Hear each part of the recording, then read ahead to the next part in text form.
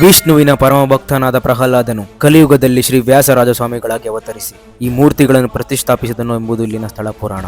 ಈ ವಿಗ್ರಹವನ್ನು ಯಾವುದೇ ಶಿಲ್ಪಿಯು ಕೆತ್ತಿದ್ದಲ್ಲ, ಬದಲಿಗೆ ಶ್ರೀ ವ್ಯಾಸರಾಜರ ಭಕ್ತಿಗೆ ಒಲಿದು ಸ್ವತಃ ಶ್ರೀ ಮುಖ್ಯ ಪ್ರಾಣನೇ ಶಿಲೆಯಲ್ಲಿ ಮೂಡುತ್ತಿದ್ದನು. ಅಂತಹ ಪವಿತ್ರವಾದ ಪುಣ್ಯಕ್ಷೇತ್ರ ಇದಾಗಿದೆ. ಶ್ರೀ ನರಸಿಂಹದೇವರನ್ನು ಒಲಿಸಿಕೊಂಡ ಪರಮ ಭಕ್ತರಾದ ಪ್ರಹ್ಲಾದ ರಾಜರು ಕಲಿಯುಗದಲ್ಲಿ ಶ್ರೀ ವ್ಯಾಸರಾಜ ಸ್ವಾಮಿಗಳಾಗಿ ಅವತರಿಸಿ ಸಜ್ಜನರ ಉದ್ಧಾರಕ್ಕಾಗಿ ಭಾರತದ ಉದ್ದಗಲಕ್ಕೂ ಸಾವಿರಾರು ಶ್ರೀ ಮುಖ್ಯ ಪ್ರಾಣ ದೇವರ ಅಂದರೆ ಆಂಜನೇಯ, ಭೀಮಸೇನ, ಮಧ್ವಾಚಾರ್ಯ ಎಂಬ ಅವತಾರಗಳ ಸಮೇತವಾದ ಮೂರ್ತಿಗಳನ್ನು ಪ್ರತಿಷ್ಠಾಪಿಸಿದರು. ಕ್ರಿಸ್ತ ಶಕ 1501 ರೌದ್ರ ಸಂವತ್ಸರದ ಒಂದೇ ವರ್ಷದಲ್ಲಿ 732 ಶ್ರೀ ಮುಖ್ಯ ಪ್ರಾಣನ ಪ್ರತಿಮೆಗಳನ್ನು ಜಗದ್ಗುರು ಶ್ರೀ ಮಧ್ವಾಚಾರ್ಯರ ತಂತ್ರಸಾರ ಸಂಗ್ರಹಕ್ಕೆ ಅನುಗುಣವಾಗಿ ಪ್ರತಿಷ್ಠಾಪಿಸಿದ ಹಿರಿಮೆ ಶ್ರೀ ವ್ಯಾಸರಾಜರದ್ದು.